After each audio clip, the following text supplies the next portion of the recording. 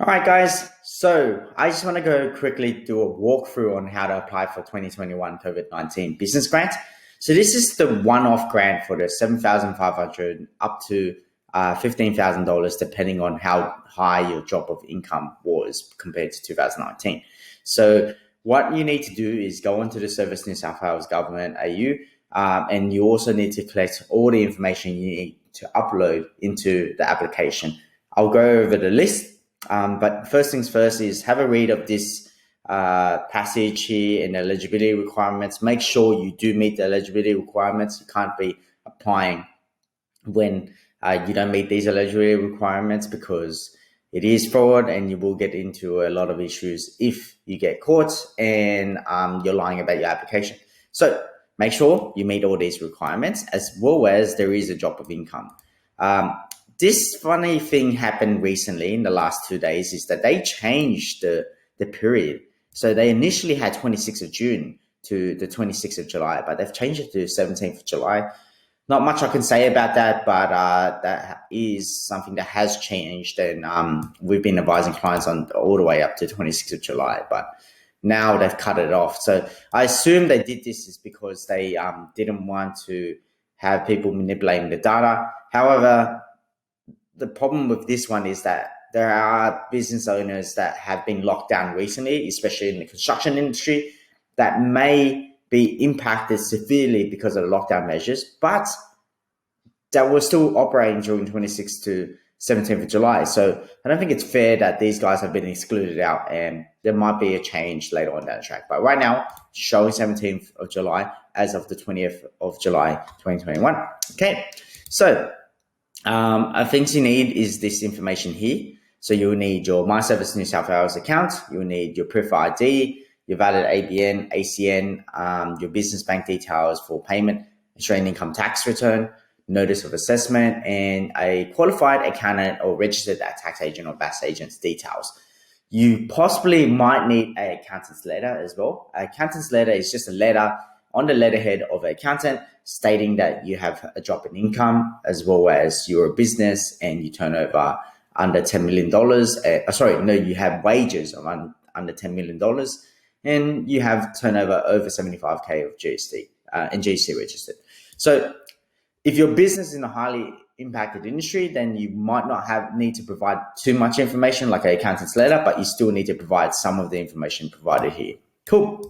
So let's go down to the bottom. As I said, you need the Australian. You need to prove your identity. You'll need the Australian driver license or Medicare card as well. All right. So let's jump into it. This is how to apply. You click on the apply online. It will take you to the ID section, and then you just need to prove your ID. So I'm going to quickly pause this part, because it only takes a couple minutes. I just need to grab my details. Let's skip through this. Okay, so I've verified my ID and my Medicare card, so it's all good. Now continue the application. All right, it took me ages to actually get through step one because I didn't even follow my own homework and set up the whole New South Wales Service New South Wales account properly for my business account. But now it's finally done. So the next step is to fill out the application form. So obviously put in your details. Box Advisory Services is the name of my company, if you guys don't know already. Okay, cool. So this is all the information here already. It says I'm GST registered. It basically says all the information already that you can find online already. So the next thing is you have to answer these questions. So yes, I have turned over more than 75K. Was your business total annual wages up to 10 mil or under? Yep. Yes, that's correct. From 1st of June 2021, did your business have any costs? Yes, of course I did.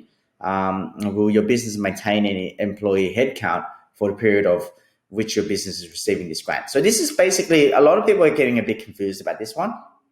They're asking, okay, well, if I stood them down, does that consider that you've maintained them?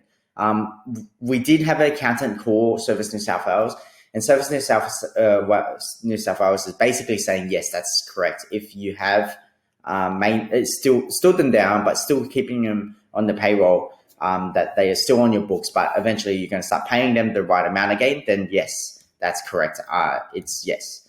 But if you've terminated them or made them redundant, then different story. Cool. So next. And now, during the 26th of June to 17th of July, did your business experience a decline in turnover of at least 30%? So now the answer is obviously yes. You have to compare to a period of June, July period. It's a minimum of 2-week period between 26th of June all the way to the 17th of July. So if you click on this and check, you've got 16th all the way to the 17th of July. 26th of June all the way to the 17th of July. So you've got 1, 2, 3 weeks. So during that 3-week period, if it's the whole full 3 weeks or the fortnight, it's okay. So you just need to slot in the turnover that you had. So some people would have a different type of turnover. I'm just going to slot in something random. This is actually not my turnover. I am not applying for this application because my turnover hasn't dropped enough. So I'm not going to be doing this, but I'm just doing this for, in education purposes. So let's just say that my income from 2021 worked out to be $10,000. So you actually have to legitimately look at your numbers and calculate this. So jump on Xero and look at the numbers. And the question that people are asking me is it cash basis or accruals? It depends on what your GST turnover is. So if your GST is on a cash basis, then you calculate it on the cash. If your GST is on a accruals basis, then you calculate it on an accruals basis. So let's just say that my income has dropped by 75%. So the next step is because your decline is this much, as well as you're not in the listed, you're in the highly impacted list, then you have to provide further information. So it says that I'm eligible based on my turnover and I'm entitled to the $15,000, but I need to provide information now. So I'm just going to quickly upload some random stuff and then click next. I'm not going to show you this part here, or maybe I can just click next. But the main goal is that you need to provide a tax return or notice of assessment. So a tax return is basically what you lodge with the tax office. It's a form that your accountant would have. Or you may have received a notice of assessment. So if you're if you did your personal tax or you're a sole trader, then you would have received like a notice of assessment in the mail or on your MyGov account. You can download that and upload this information. So you're going to ask, why doesn't New South Wales have this already? It's a federal tax, so only the federal government has this information. Also, you need a letter from the qualified accountant to prove that there is an income drop, as well as you're under $10 million, as well as you turnover is high, over 75K, and you've had a drop in turnover. So select the files, click next. Once you've attached, it looks like I haven't attached, so I'm just going to attach something random for the sake of it. So let me just get that done. I am going to attach something real quick. So, all right, I'm just going to attach this button here.